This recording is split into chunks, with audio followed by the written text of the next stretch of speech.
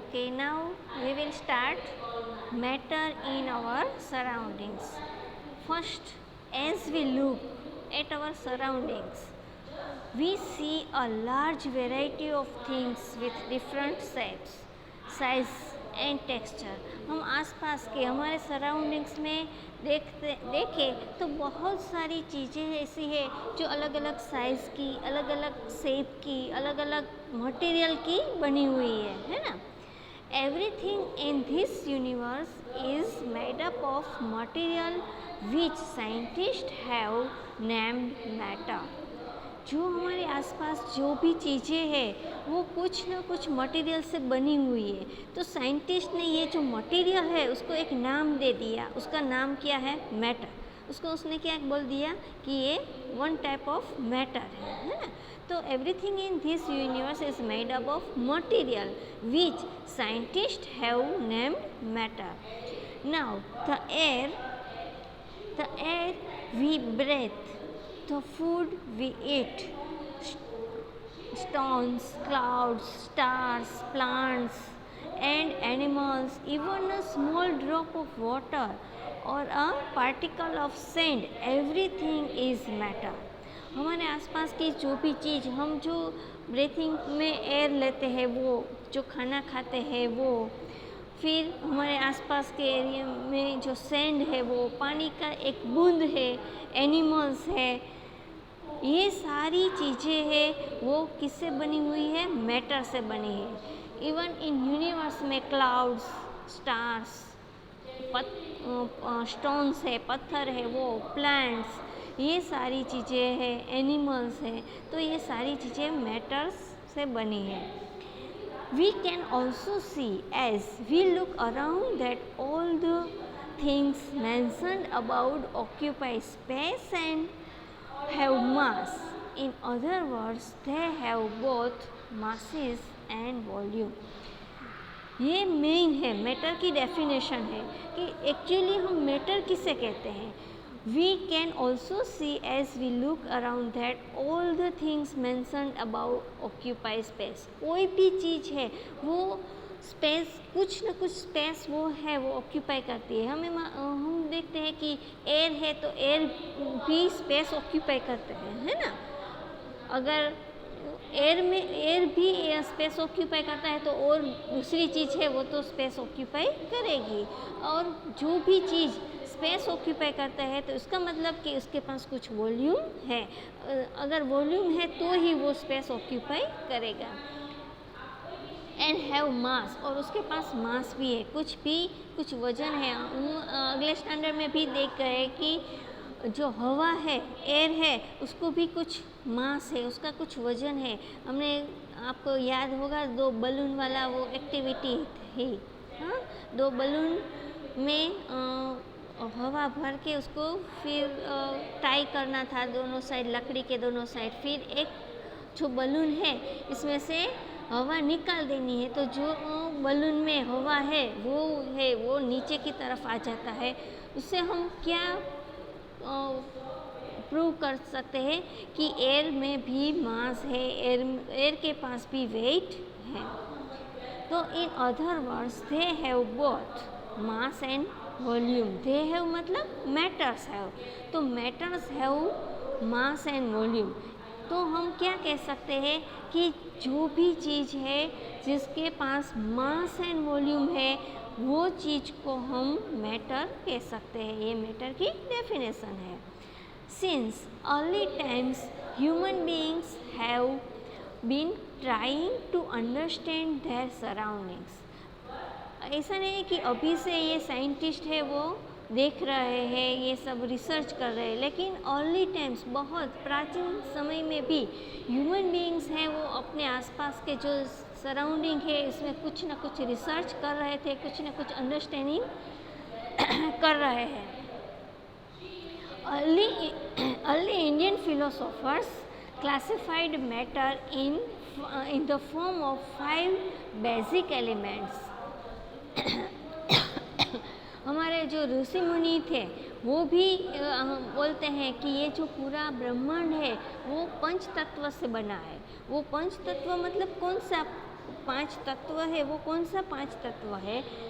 Air, earth, fire, sky and water. ये main 5 तत्व, इसको एलिमेंट्स कहते हैं, लेकिन हमारे जो ऋषि मुनि है उसको पंच तत्व कहते थे। ये पंच तत्व हवा, पृथ्वी, अग्नि, आकाश एंड और पानी। तो according to them everything living और non living was made up of this 5 basic elements. हमारे जो प्राचीन ऋषि मुनि थे उसके हिसाब से वो क्या कहते थे कि कोई भी लिविंग थिंग हो या नॉन लिविंग है, कोई भी सजीव हो या निर्जीव हो, लेकिन वो ये 5 तत्व से बना हुआ है। निर्जीव है तो भी वो 5 तत्व से बना हुआ है और सजीव है तो भी वो 5 तत्व से बना हुआ है। Ancient Greek philosophers had ancient Greek philosopher had arrived at a similar classification of matter। ऐसा नहीं कि इंडियन फिलोसोफर ने ही ऐसा बोला है, लेकिन ग्रीक फिलोसोफर ने भी वही अराइव किया कि मैटर है वो 5 एलिमेंट से बना हुआ है।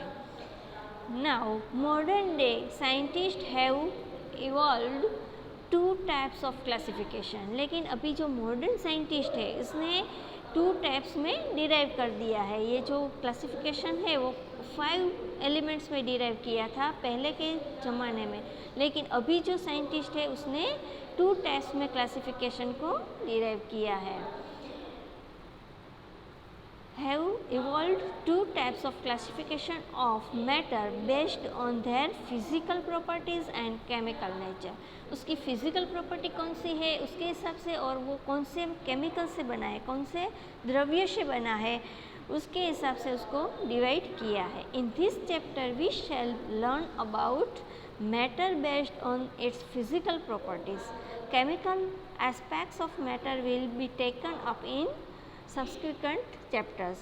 फिर आगे के चैप्टर्स में उसके जो केमिकल प्रॉपर्टीज़ है वो हम लर्न करेंगे, लेकिन ये चैप्टर में हमें सिर्फ मैटर की फिजिकल प्रॉपर्टीज़ को ही लर्न करना है।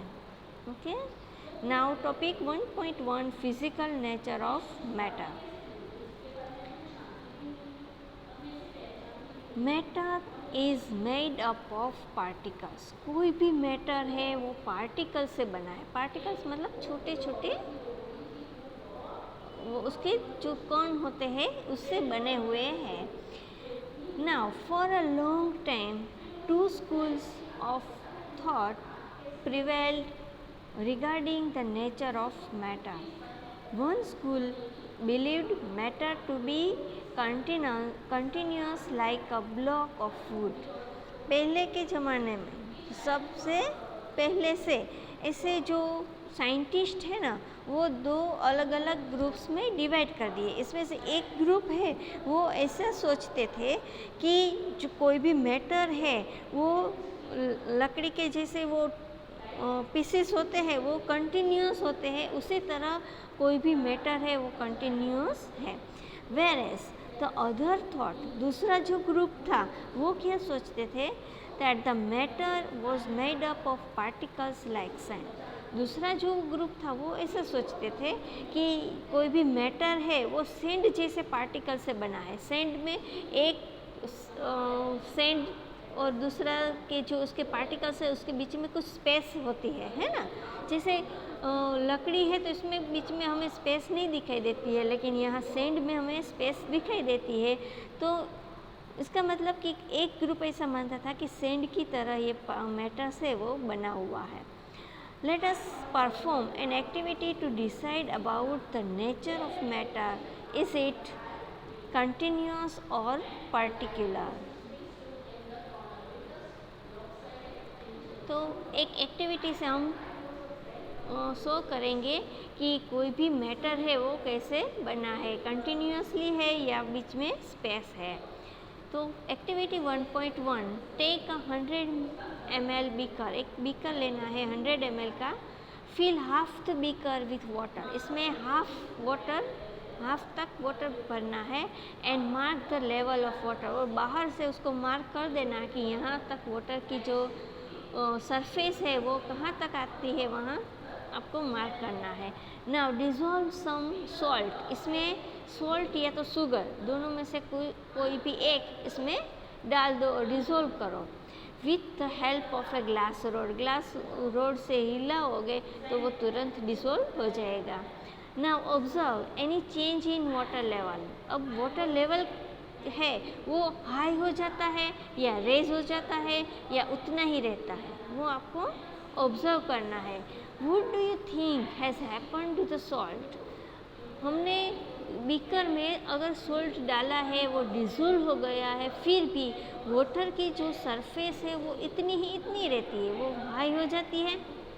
आप नींबू पानी बनाते हो तो इसमें शुगर डालते हो तो नींबू पानी की जो सरफेस है वाटर का जो जितना आपने लिया था वो सरफेस हाई जो हो जाती है, नहीं, अगर थोड़ा सा डालोगे तो कुछ फ़र्क आपको नहीं दिखेगा। वेयर डज इट डिसअपियर, ये जो शुगर और सॉल्ट हमने डाला है पानी में वो कहाँ चला गया। Does the level of water change, water का लेवल चेंज हो रहा है तो इतना चेंज नहीं होगा कि हमें वो दिखाई दे। Okay, in order to answer this questions we need to use the idea that matter is made up of particles. इस एक्टिविटी से हमें ये पता चलता है कि कोई भी मैटर है वो पार्टिकल से बना हुआ है और दो पार्टिकल्स के बीच में कुछ स्पेस होती है। जैसे सैंड में बीच में स्पेस होती है उसी तरह ये जो वाटर है या तो शुगर है या तो कोई भी मैटर्स है तो इसके बीच में कुछ स्पेस होती है। What was there in the spoon, salt of sugar has now spread throughout water and this is illustrated in figure 1.1। ये फिगर 1.1 में आप देख सकते हो कि ये जो एक स्पून हमने सॉल्ट या शुगर डाला है तो वो कहाँ चला गया, तो वो वाटर के जो पार्टिकल्स है, दो पार्टिकल्स के बीच में कुछ स्पेस है, वहाँ वो उसने जगह अपनी बना ली, इसलिए वो वाटर का लेवल है वो हाई नहीं हो रहा है, वाटर सरफेस उतनी ही रहती है। Okay, now next topic 1.1.2, how small are these particles of matters। ये जो पार्टिकल्स है मैटर के वो कितने स्मॉल है, हम क्या अपने आँखों से देख सकते हैं कि नहीं, वो हमें लर्न करना है ये टॉपिक में। इसके लिए सबसे पहले हम एक्टिविटी करेंगे। Activity 1.2, take 2 or 3 crystals of potassium permanganate। Potassium permanganate is one type of chemical, वो पाउडर फॉर्म में होता है, तो उसके जो क्रिस्टल्स मतलब उसके छोटे छोटे दाने होते हैं वो 2 या 3 ही दाने लेने हैं and dissolve them in 100 ml of water, और 100 ml वाटर में इसको हमें डिज़ोल्व करना है। तो क्या होगा, डिज़ोल्व करेंगे तो ये जो पोटेशियम परमैंगनेट है उसका कलर है वो वाटर में आ जाता है।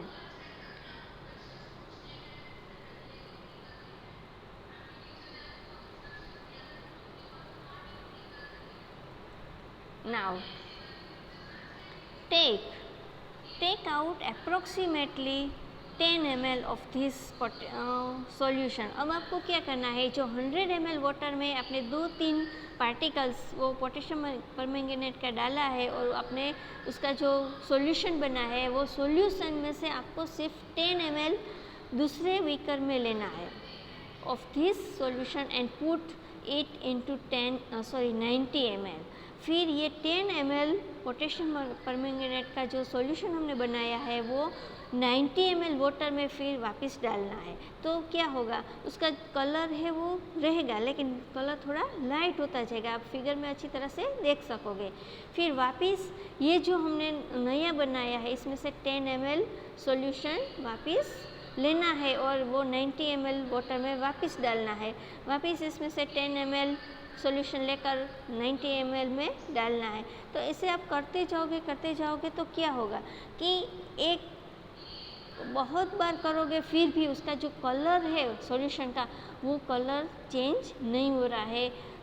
मतलब take out 10 ml of this solution and put into another 90 ml of water and keep diluting the solution like this 5 to 8 times. Is the water still colored? फिर भी वाटर का कलर है वो चेंज नहीं हो रहा है, पिंक कलर ही हमें दिखाई देगा.